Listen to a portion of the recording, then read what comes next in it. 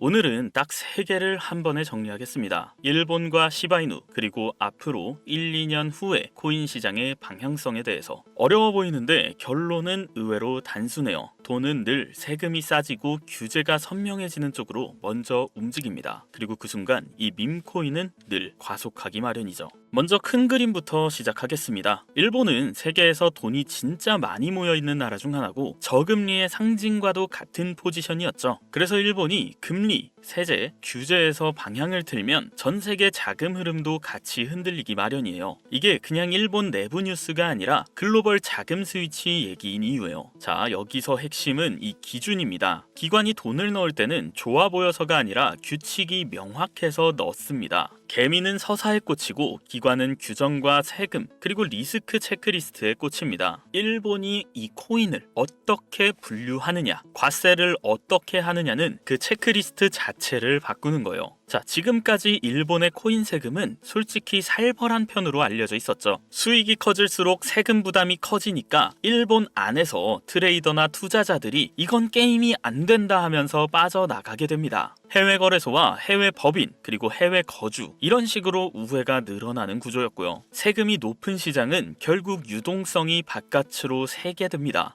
그래서 지금 일본이 검토하는 방향이 뭐냐? 코인을 주식처럼 정식 금융상품처럼 다루자, 이쪽으로 기울고 세금도 그에 맞춰서 낮추는 방향의 논의가 나오고 있습니다. 이게 확정이든 진행 중이든 중요한 건 시그널이에요. 일본이 투기 취급만 하던 단계에서 제도권 자산으로 관리하겠다는 단계로 넘어가려 한다는 것, 이 한 줄이 의미하는 바는 굉장히 큽니다. 코인이 규제의 회색지대에 있으면 이 기관은 잘 못 들어옵니다. 그런데 제도권 안으로 들어오게 되면 기관들이 들어올 핑계가 생겨요. 불법 아니다, 기준 있다, 세금도 계산된다, 리스크 관리가 가능하다. 이 4개가 완성되면 이 돈은 진짜로 움직이기 시작합니다. 여기에서 이 시바이누 코인에 대한 얘기가 자연스럽게 붙습니다. 일본에는 상장과 거래에 대해 상대적으로 엄격한 기준을 통과한 코인 리스트 같은 개념이 있고, 그 리스트에 들어가면 시장에서도 받는 취급이 달라져요. 쉽게 말해 일본이 그래도 이 정도는 통과, 이렇게 찍어주는 느낌인 거죠. 이게 밈코인한테는 꽤 큰 의미입니다. 왜냐면 밈코인은 늘 이런 프레임으로 공격받거든요. 그냥 장난 아니냐, 위험한 거 아니냐, 규제 걸리면 끝 아니냐. 근데 보수적인 규제 환경에서 통과가 한번 찍히면 그 공포가 줄어듭니다. 자, 공포가 줄어들면 뭐가 생기죠? 유동성이 들어올 명분이 생기는 거죠. 그래서 이 시바이누가 그 안에 포함됐다는 식의 이야기가 지금 암호화폐 시장에서 의미를 갖게 되는 겁니다. 단순히 밈코인이네 이게 아니고 일본이라는 보수적인 룰 안에서 이름이 같이 놓였다, 이게 되는 순간 체급이 달라 보여요. 특히나 개인 투자자 입장에서는 이게 심리적으로 조금 더 크게 느껴집니다. 나만 몰래 하는 위험한 코인, 이게 아니라 어느 나라에선 제도권 테이블에 올라간 코인, 이 느낌이 나니까요. 자, 그럼 일본 투자자들은 왜 시바이누 같은 걸 좋아할 수 있냐? 자, 여기서 진짜 현실적인 포인트가 있습니다. 일단 단가가 굉장히 낮고 소액으로도 수량이 확 들어오는 이 코인을 선호하는 성향이 강하게 존재하죠. 사람 심리가 그래요. 0.0000 몇 달러짜리를 사면 좀 많이 샀다는 감각이 듭니다. 시바이누는 이 감각에 굉장히 잘 맞아요. 자, 두 번째는 밈인데 밈만은 아닌가? 이 질문입니다. 시바이누는 단순한 밈으로만 굳어버리면 이 한계가 명확해져요. 근데 L2, 레이어 2 같은 확장, 생태계, 실사용 시도, 커뮤니티 기반 프로젝트 확장 같은 흐름이 붙으면 시장은 그걸 스토리의 길이로 평가합니다. 이 스토리가 길어지면 자금이 붙어있을 시간도 굉장히 길어져요. 이게 밈코인의 생존 방식입니다. 자, 세 번째는 규제 리스크 감소 체감입니다. 일본처럼 규제에 민감한 시장에서 이 정도는 통과, 이게 찍힌 코인이라면 개인도 그래도 갑자기 못 팔게 되진 않겠지라는 안정감을 느끼죠. 그리고 세금이 진짜로 완화되는 구조가 만들어지면 이 체감 차이가 굉장히 크게 느껴져요. 같은 수익을 내도 손에 남는 돈이 달라지니까 시장 참여가 빨라집니다. 돈은 감정이 아니라 이 세후 수익률로 움직이는 순간이 있어요. 자, 세 번째는 규제 리스크 감소 체감입니다. 자, 여기서부터 기관 얘기로 연결되는데요. 기관과 금융사는 코인 좋아요 해서 이렇게 들어오는 게 아니고 제도 안에서 들어올 수 있을 때만 들어옵니다.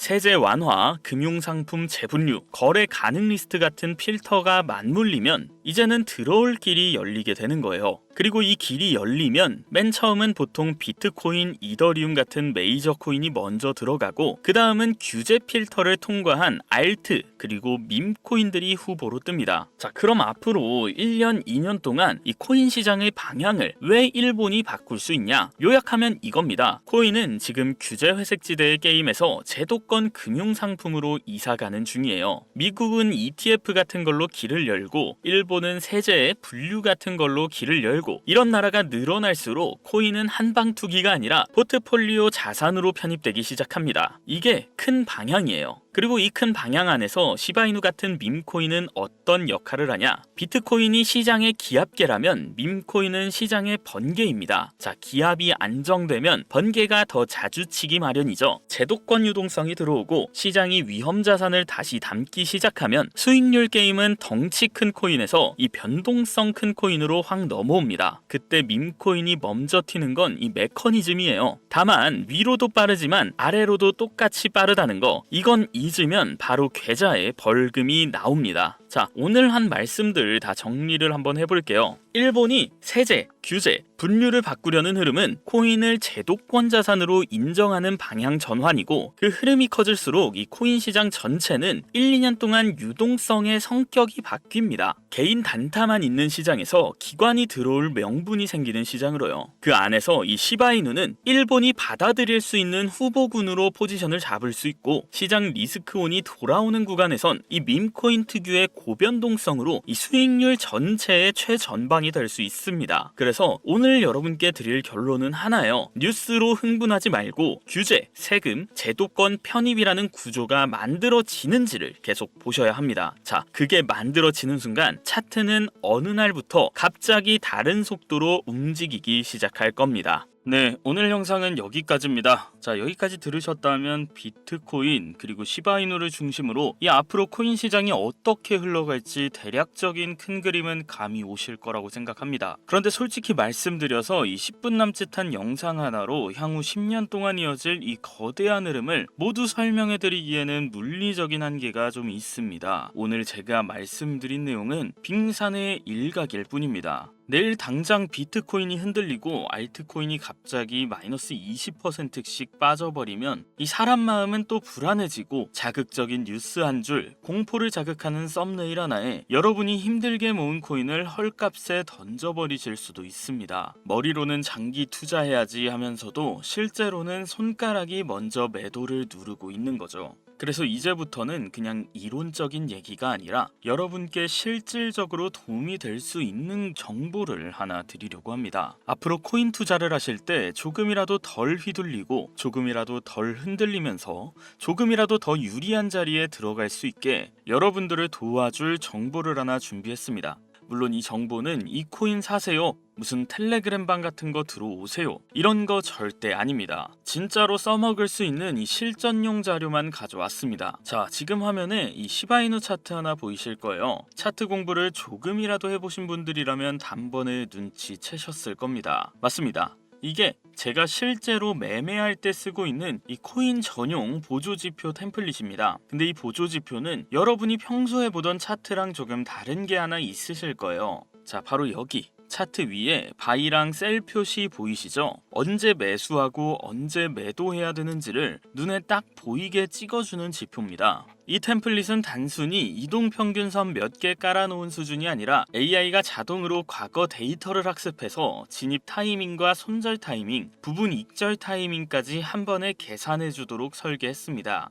그래서 우리가 매번 뉴스 뒤지고 트위터 뒤지고 공포지수 확인하면서 지금 들어가야 되나 말아야 되나 이렇게 머리 터질 필요가 없다는 거죠. 그리고 이 템플릿은 시바이누 차트에만 적용되는 게 아니라 비트코인, 이더리움, 리플, 솔라나 같은 메이저 알트는 물론이고 여러분이 평소 매매하시는 거의 모든 차트에 그대로 활용하실 수 있습니다. 자, 가장 중요한 건 이겁니다. 이 지표의 과거 데이터 기준 타율이 90% 이상이라는 거. 물론 100%는 아닙니다. 손실 구간도 당연히 있고 횡보장에서 헷갈리게 나오는 구간도 있습니다. 그런데 중요한 건 아무 근거 없이 감으로 들어가는 것보다 이 백테스트가 끝난 템플릿을 기준으로 들어가는 게 장기적으로는 훨씬 유리하다는 겁니다. 그리고 야, 그래도 처음 써보는 건데 이거 어떻게 봐야 되는지 어렵지 않냐, 이런 걱정 있으실 수 있습니다. 그래서 제가 이 보조지표 템플릿이랑 같이 이 사용 설명서도 정리해서 같이 보내드립니다. 어디서 매수 신호를 보고 어디서 매도 신호를 보고 손절은 어떻게 잡고 부분익절은 어떻게 나눠야 되는지까지 처음 쓰시는 분들도 천천히 읽어보면 바로 따라하실 수 있게 최대한 쉽게 설명해놨습니다. 진짜 차트 1도 모른다 하시는 분들도 조금만 읽어보시면 충분히 이해하실 수 있는 정도로 맞춰놨어요. 이제 또 가장 중요한 얘기를 해야죠. 이 지표 템플릿 돈 받고 파는 거 절대 아닙니다.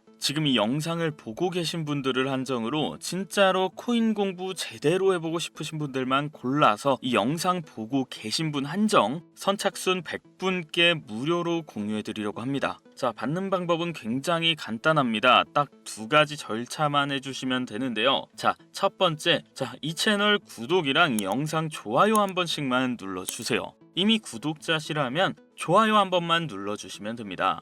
자, 그리고 두 번째, 댓글창에 코인 지표 라고 4글자만 남겨주세요. 그러면 제가 확인 후에 이 보조지표 받으실 수 있는 링크를 하나 남겨드릴 겁니다. 링크 들어가셔서 똑같이 코인 지표 이렇게 한 번 더 적어주시면 신청이 완료가 됩니다. 이게 진짜 끝이에요.